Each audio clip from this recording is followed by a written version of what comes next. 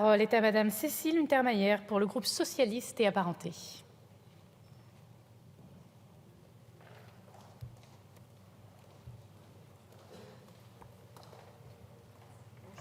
Bonjour. On monte là, je crois. Voilà, merci bien. Alors, Madame la Présidente, Monsieur le Ministre, Monsieur le rapporteur général Jean Terlier, Messieurs les rapporteurs Erwan Balanant, Philippe Pradal, Didier Paris, chers collègues, en préambule, je dirais que ce débat s'ouvre dans un contexte douloureux.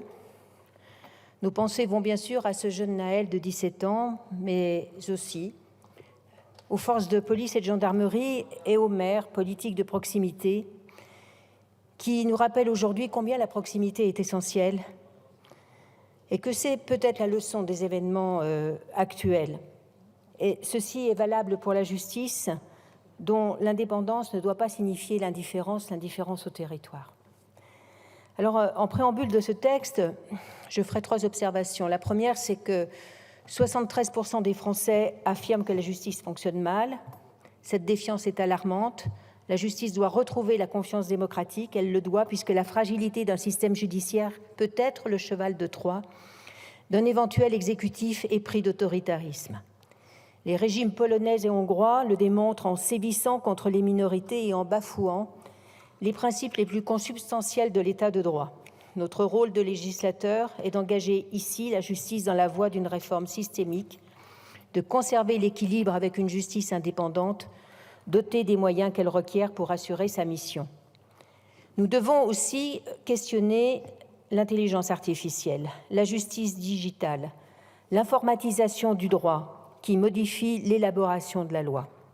Il s'agit pour nous de mettre les moyens sur ce sujet, pour dessiner le chemin de la justice dans ce nouvel univers. Quel est l'engagement du gouvernement sur ce point, Monsieur le Ministre ?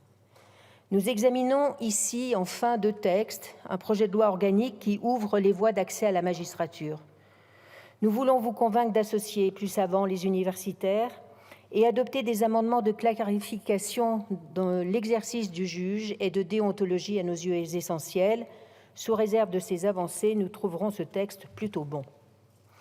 Un projet de loi ordinaire qui porte d'abord une majoration de crédit à saluer et une ordonnance qui porte codification du Code de procédure pénale, et enfin un rapport annexé qui concentre nos insatisfactions, nos espérances, canalise nos frustrations. Sans effet normatif, il nous libère des articles 40 et 45, décapiteurs de nos innovations.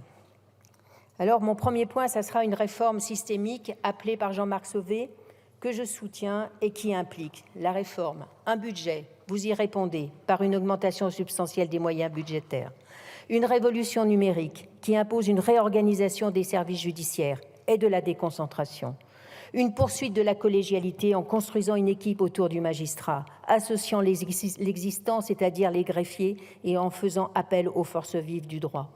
Une considération de l'ensemble des acteurs, auxiliaires de justice, greffiers, acteurs du SPIP. Je pense aussi aux éducateurs spécialisés de la protection judiciaire de la jeunesse en sous-effectif, en manque de moyens et en perte d'attractivité. Je pense aussi que cette réforme systémique appelle le placement du juge au cœur du litige. Et nous soutenons tout cela, tout ce que je viens d'énumérer et qui se retrouve dans le texte. En revanche, la réforme des saisies rémunérations et le transfert des compétences des activités agricoles et des associations aux tribunaux des activités économiques ne nous paraissent pas répondre à cet objectif de placer le juge au cœur du litige.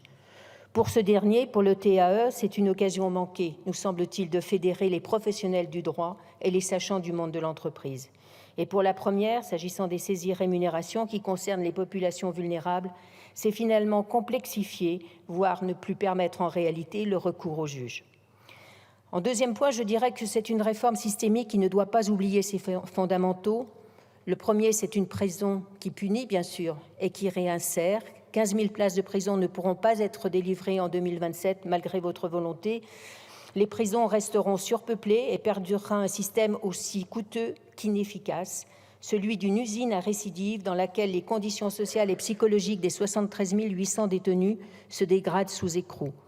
Le constat est sans appel, le taux de récidive atteint près de 40%. Le débat donc doit prospérer sans propos populistes et avec courage. Le deuxième enjeu fondamental, c'est une indépendance qui protège. Le JLD est un acteur essentiel dont la présence doit être renforcée. Le troisième point, c'est une indépendance qui n'est pas l'indifférence, parce que la justice est au service des citoyens. J'aurai l'occasion d'y revenir.